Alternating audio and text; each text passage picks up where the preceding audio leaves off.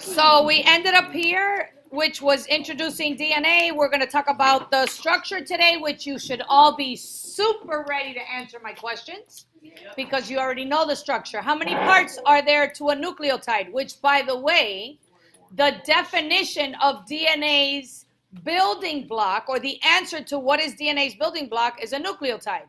How many parts are there to a nucleotide? 4. 3. 3. Oh, we're just 4 to the... Okay. 3. What are they? And if you would have looked at this page of notes, which you already had, it says it right here. Phosphate. What else? Deoxyribose. Sugar. Good job.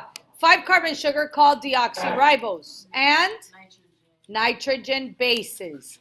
Now, these shapes that I created don't really make up DNA shape because we're going to talk about what DNA looks like. I just created shapes for you to kind of get a visual of what you can use to represent your models, okay? All righty. Now, what are my 4 N bases? Thymine. Before you answer anything else, thymine always connects to?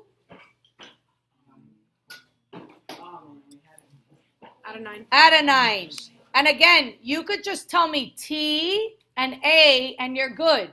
Because on the test, I'm not going to create T words that are not thymine or A words that are not adenine. What are the other 2 bases called? Guanine and cytosine. Good job. Guanine and cytosine. And they're always connected. And what that means is, if you have 15 thymines on one side of the DNA, you're going to have 15 adenines on the other side. Their composition is always going to be equal. If you look at DNA, what does DNA look like to you? Twizzlers. Or twisted ladder. Twizzlers. It has 2 sides. Twizzler. It looks like Twizzlers. What else? Spaghettis. What else? Twisted ladder. A twisted ladder. It does literally look like a ladder that's twisted with steps, okay? I'm going to go over different ways to represent a model of DNA today based on what the shape is. We know that DNA is made up of nucleotides. Each nucleotide within a DNA model make up the shape, which is, it's called a double helix, looks like a twisted ladder. Anybody know why DNA twists? Because technically it's this macromolecule, right? It goes inside the nucleus of a cell. Why do you think it twists?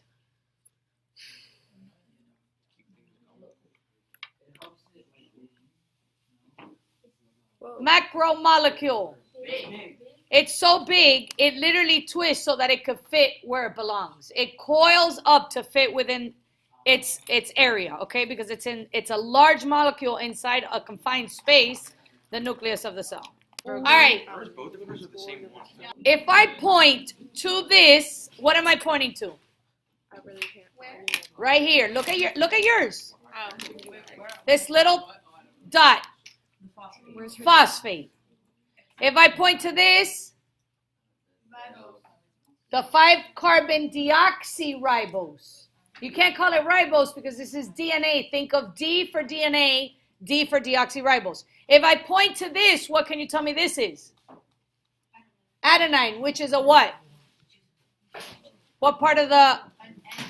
An N base.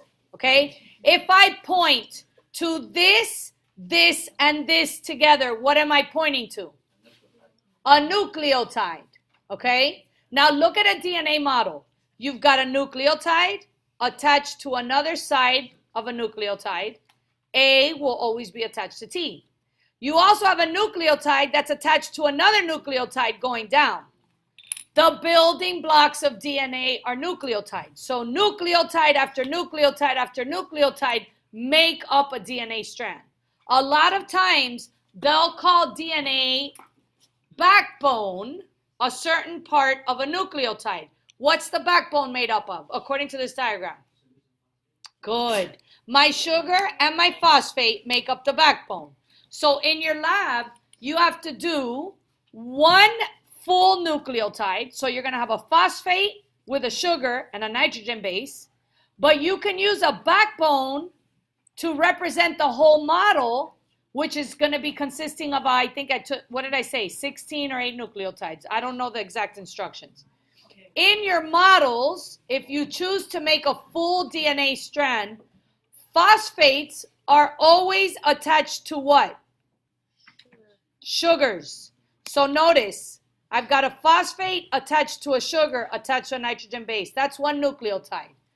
I'm going to connect this side to another nucleotide, and the phosphate connects to the sugar, which connects to the sugar, which connects, right?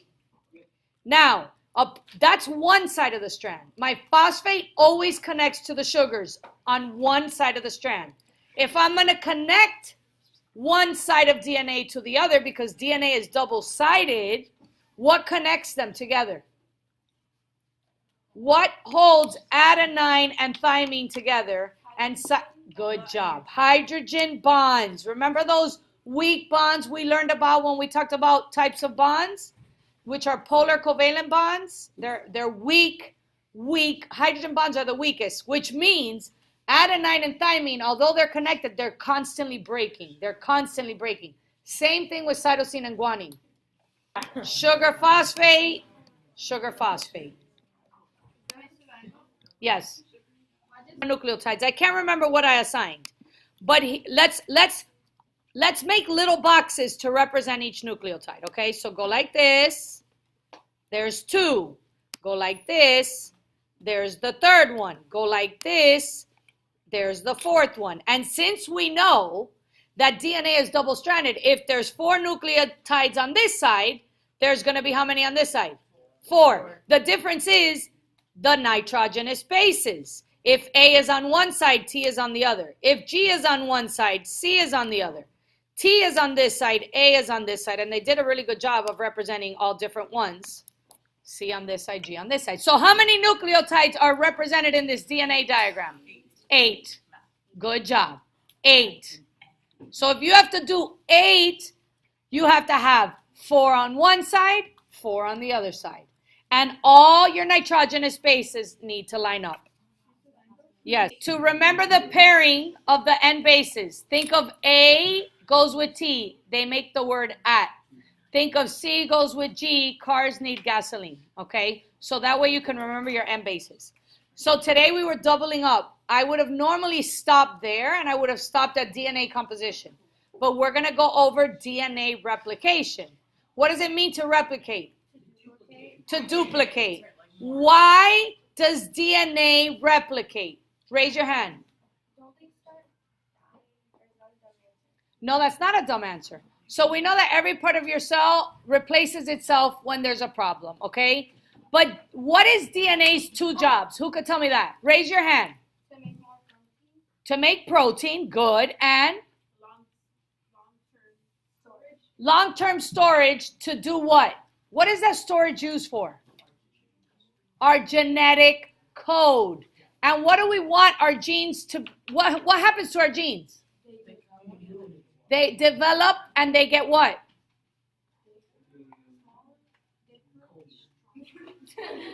They get transferred.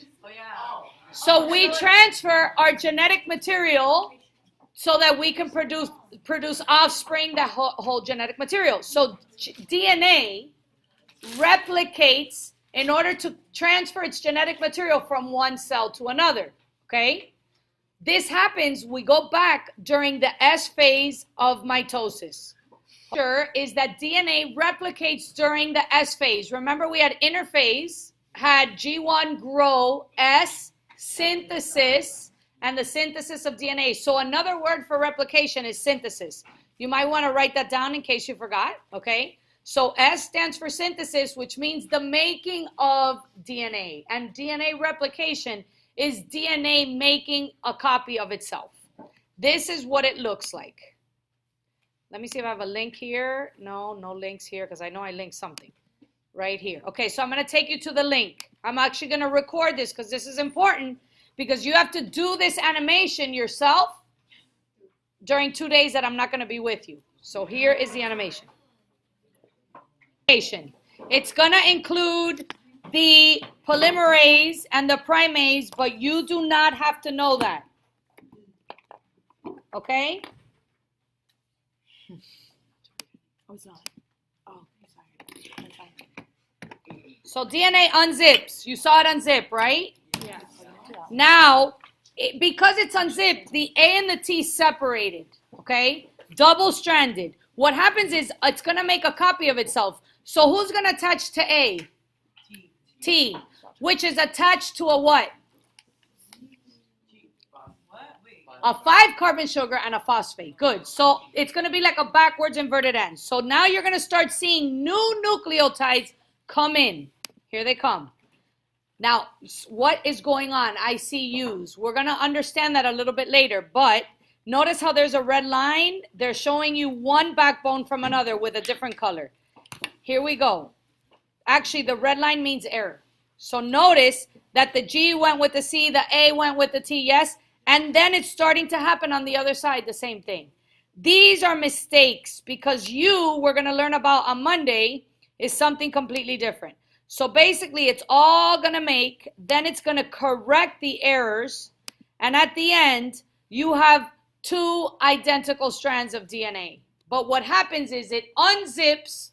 So this side comes in here and this side comes in here. And I know that's not in the video, so let's look at it in our notes, okay? So we're going to look at it. Here's my DNA strand. The first thing that happens is DNA unzips. That's what we have to know. Then, what happens? Who could tell me? New what? Backbone. Not backbone. New, what's the correct word? Nucleotides come in, but they're going to come in as the corresponding base. So you see this G here? It's going to line up with what? A C right here. Where's my C? Let's say right here. Yes? And then this T is going to find an A, right? And they're just going to find their corresponding bases. Then we move to the next slide. And if we look at it here, we're going to kind of fill in the labels. So I have a DNA original strand. This is what a backbone would look like. So what would be, if I zoomed into this backbone, what would be inside of it? Adenine. Phosphate and sugar. My adenine and thymine would be my steps of the ladder. And the reason this DNA model is not twisted is because it's not so big, it doesn't need to coil, right? When you look at a model, you look at a piece, it could be a straight strand, okay? So DNA unzips, yes? What are these purple things? Stuff. Stuff. Phosphate, sugar, and base is called a, Faith? Nucleotide. New nucleotides come in. The 2 strands are made with original sides. In this picture, it's perfect because my 2 original sides are red. The new nucleotides coming in are purple. Look at the one side that's purple, one side that's purple. We call that the new strands, and then the reds would be the old strands. But remember that they're always going to be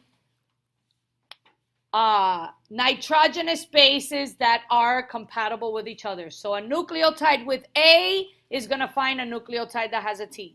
And that pattern will continue until it builds an identical side on each side. So anywhere in the video I mentioned nitrogenous base, I'm referencing N bases. Remember that the backbone contains phosphate and sugar. If I was going to zoom into that backbone and I looked at the molecular level, I would see a phosphate and a sugar here. And each one of these little steps are N bases, which are called nitrogenous bases, okay? These together make up the nucleotide of DNA, which builds the whole strand.